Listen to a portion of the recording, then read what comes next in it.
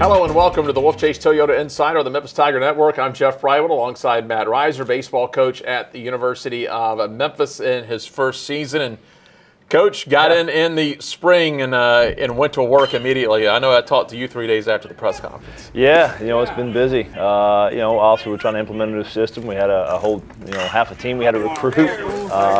Some few key pieces back, but it's been twice the work in a short amount of time. But so far it's been good. The guys responded really well, and everybody's been very welcoming with me and my family, and obviously the idea of what we're trying to build here at Memphis. Second time you've taken a program to build a program. Yep. A lot different because now there's portal rules and all kind of stuff like that. So it's a different beast now. Yeah, the layout, is just completely different. The NIL stuff, and I think a lot of this stuff we're still figuring out as we go, right? I think it's new space for everybody that they're trying to figure out what's going on and, how to kind of manage it. And I think we're figuring out our identity and what it is. Each job has its little niches to it, right? And I think we found that niche this summer to scratch a little bit, and we'll continue to grow it from there. So the administration brings you in because not only do they want success on the field, they want new ideas. So we talked about your vision, a 360 vision for the program. We saw it a little bit at the scrimmage against Little Rock with the big tailgate and everything. How's it been working? Because sometimes you bring someone of new ideas, it gets a little scary, but you're bringing some new energy into the program. Yeah, 100%. And a lot of people are on board. They like the ideas. Now it's just a matter of getting executed, right? And that's the whole deal. Take the vision and make it a reality. And so that takes time. That's with anything. Obviously, I'm not extremely patient in all honesty, and I want things done a little bit quicker than what they can be done sometimes. But things are starting to progress in the direction they need to. We've already spent about $50,000 or $60,000 just in technology and different graphics for the facility, and trying to upgrade there as well. So again, it's just trajecting in the right direction. Coach, one thing you got to experience this year, which was a lot of fun, we already had Sam Ball up in the big leagues. He went from Oakland to Cincinnati. Then all of a sudden, Hunter gets called up, Jonathan Bolin. Now, you didn't coach those guys directly, but I thought it was kind of neat that you and Al Woods got on the road and visited those guys as they made it up to the show. Yeah, 100%. Obviously, Al's connection to everybody, and that was an important piece of this when I took the job, is make sure that Al was still a part of it, to keep us connected, those alumni like that and those players. Sam came in for the All-Star break, got us thrown in there at the facility, and then, those two young men there at the end, man, what a great month there for Memphis baseball. For Hunter to be called up and John Boy to be called up right at the backside of him. And then traveling with Al, 4,000 miles in the air, 500 on the road, just an awesome week right before we get started in the fall ball. So it couldn't have been a better experience for us to finish up Major League season and start our fall season. Well, one thing you had to do too when you got in, I'm sure you kind of had an idea. You put your staff together. Yeah. What was it like selling the Memphis program and something new now? Yeah, it's been good. Again, it's been very receptive of what our idea is and where we want to go with this thing. And again, that we're not going to be patient with the losing aspect of it. We're trying to turn it now. The guys that have come in, the grad transfers that have come in, have done a good job of welcoming that idea. That's why they decided to come here. Obviously, they understand what the logo is.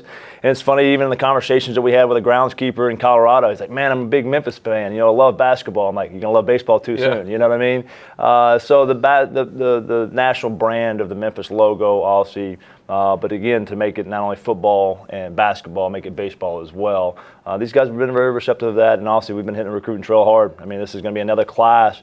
We have turned over so many guys that's going to turn over in the springtime because of the portal and because of the grad transfers that we got that in their last year. Of course, the guys that were here that are in their last year as well, right. Guys like Bam and and Warren and Curtis and those guys. So there's a lot to still be done. There's going to be a ton of roster turnover. The good thing is it's not having to execute pieces on the back end. It's execute some pieces on the front end to get some new blood in and get ready to go. What do you hear, whether it's from local coaches around the country, boosters, bullpen club members, or just people in general? Because we've had you out in public a couple times, and the biggest message I've heard from people is, man, that guy doesn't seem like a prototypical, baseball coach. Let's just talk about moving guys around on the field. A lot of high energy on what you want to do here. Yeah, well, you get to see a little bit of that this past weekend, right, with Little Rock. It wasn't going to be sit there and mute, just play a little bit of fall baseball. I mean, it's competitive nature, right?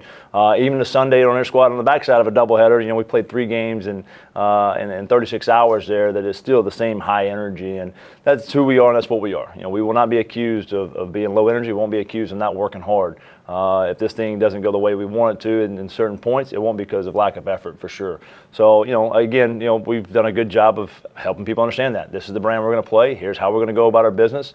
The high school coaches have been very receptive of us coming out and seeing them. We've been able to get in touch and sit down, face to face with some of the high school coaches. We've got some guys in actually today on campus, just watching how we operate, how we do some things. And, there's multiple different ways to skin a cat.